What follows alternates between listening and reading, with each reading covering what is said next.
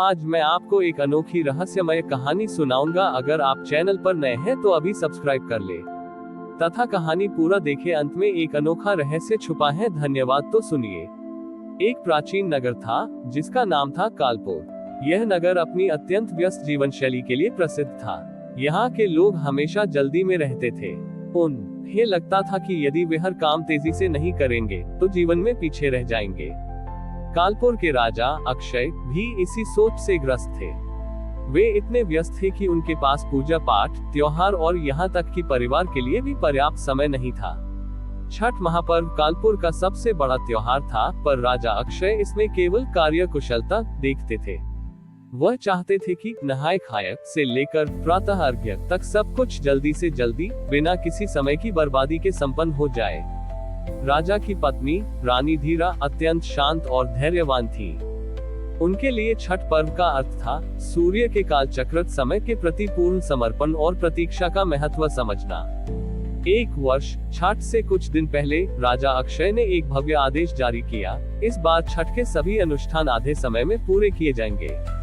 हम सूर्य को जल्दी अर्घ्य देंगे और समय बचाएंगे। रानी धीरा ने उन्हें समझाने की कोशिश की, महाराज, आप सब कुछ खरीद सकते हैं पर समय नहीं।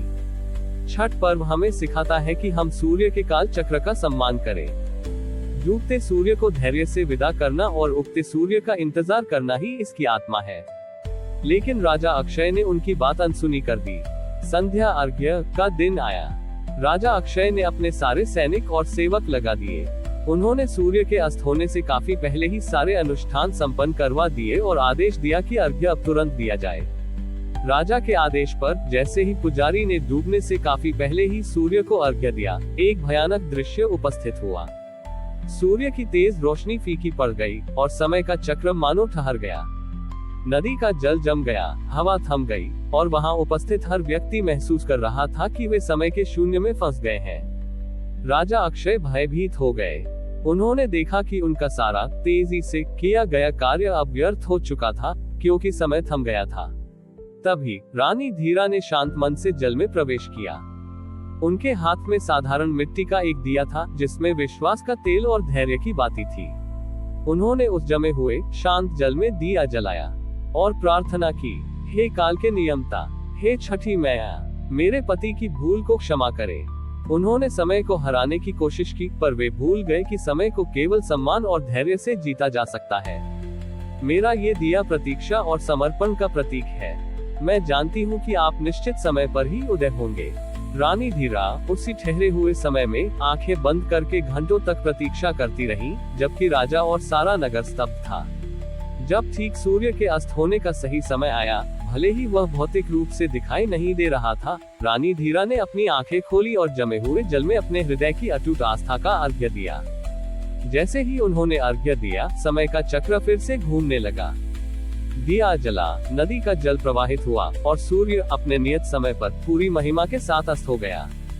छठी मैया प्रकट हुई और राजा अक्षय से कहा, राजा, तुम सबसे शक्तिशाली हो सकते हो, पर काल समय तुमसे भी शक्तिशाली है।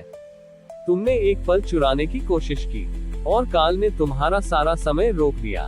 रानी धीरा ने धैर्य का अर्घ्य देकर काल चक्र को पुनः गति दी है। छठी मैया ने राजा को आशीर्वाद दिया, अब से छठ पर्व केवल सूर्य की पूजा नहीं, बल्कि जीवन के हर पल का सम्मान करने का पर्व होगा। याद रखना, सही समय पर किया गया छोटा सा कर्म जल्दी किए गए बड़े कर्म से अधिक मूल्यवान है। राजा अक्षय ने उस दिन से अपना जीवन बदल दिया। उन्होंने जल्दबाजी छोड़कर धैर्य और समय के सम्मान के साथ हर कार्य करना सीखा। कालपुर की कहानी हमें सिखाती है कि छठ पर्व केवल भक्ति का प्रदर्शन नहीं है, बल्कि जीवन में सही समय और धैर्य के मूल्य को समझने का महापर्व है। ये हमें सिखाता है कि प्रतीक्षा भी एक शक्तिशाली तपस्या है, जो हमें संतुलन और संतोष प्रदान करती है। राजा अक्षय के जीवन में आया परिवर्तन केवल उनकी व्यक्तिगत आस्था तक सीमित नहीं रहा। समय के शून्य में फंसे रहने के अनुभव ने उन्हें समय के प्रबंधन का गहरा पाठ सिखाया। रानी धीरा के मार्गदर्शन में राजा अक्षय ने कालपुर राज्य में एक समय दान नामक राष्ट्रीय नीति शुरू की। इस नीति के तहत हर नागरिक को अपने व्यस्त जीवन से कुछ समय निकालकर सामुदायिक सेवा में लगाना अनिवार्य था। राजा ने घोषणा की, यदि हम ईश्वर के दिए समय का सम्मान करेंगे, तभी ईश्वर हम पर कृपा करेंगे।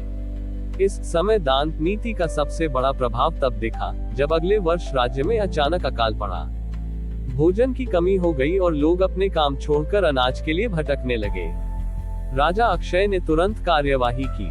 उन्होंने जल्दबाजी में कोई निर्णय नहीं लिया, बल्कि रानी धीरा के धैर्य और अपने नए ज्ञान का उपयोग किया। उन्होंने अपने समय दान के सिद्धांत का उपयोग किया। तारांकन विश्लेषण, धैर्य, दयानिधि, पुरानी कहानियों के पात्र के गणितीय ज्ञान का उपयोग करके राजा ने तुरंत आकलन किया कि बचा हुआ अनाज कितने दिनों तक चलेगा। तारांकन कार्यान्वयन, समय का सदुपयोग, अटला, पुरानी कहानियों की पात्र की प्रेरणा से उन्होंने लोगों को अनाज खोजने के लिए भटकने से रोका। इसके बजाय सभी को एक साथ नियत समय पर भूमिगत जल स्रोतों की तलाश में लगाया गया, जिसका ज्ञान उन्हें छठ महापर्व से मिला था। अटला और दयानिधि ने मिलकर गांव के लोगों को सिखाया कि समय की बर्बादी भोजन खोजने में नहीं, बल्कि एकजुट होकर सही कार्य करने में निहित है। छठ महापर्व का समय फिर आ गया, पर इस बार व्रतधारी भूखे थे।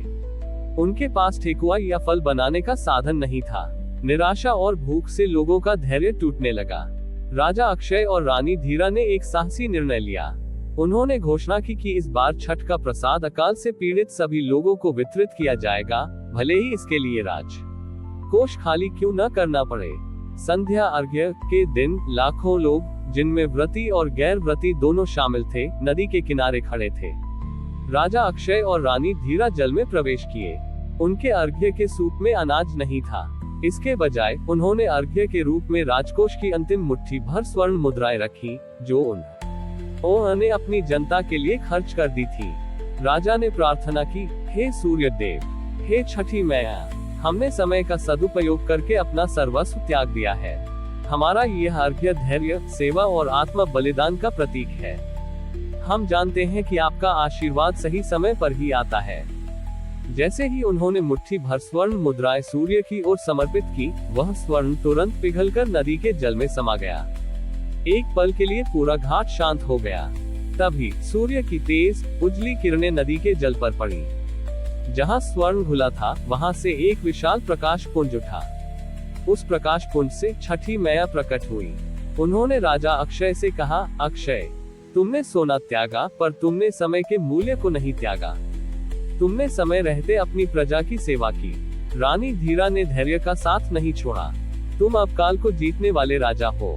छठी मैया के आशीर्वाद से नदी के जल का स्तर तेजी से ऊपर उठने लगा और जल्द ही पूरे राज्य में भूमिगत जल के स्रोत फिर से भर गए। अगले दिन उगते सूर्य को दिया गया अर्घ्य समृद्धि और नवजीवन का प्रतीक बन गया। राजा अक्षय ने पूरे राज्य में घोषणा की कि अब से छठ पर्व काल विजय पर्व कहलाएगा। ये पर्व सिखाता है कि छोटी ही समय सबसे बड़ा धन है, और ईश्वर का आशीर्वाद भी सही समय पर किए गए धैर्यपूर्ण और सेवापूर्ण कर्मों का ही फल है। कालपोर की कथा ने सिद्ध किया कि आस्था केवल चमत्कार की प्रतीक्षा नहीं है, बल्कि समय का सम्मान करते हुए धैर्यपूर्वक सही कर्म करने की प्रेरणा है, जो अंततः जीवन के हर संकट पर विजय दिलाती है।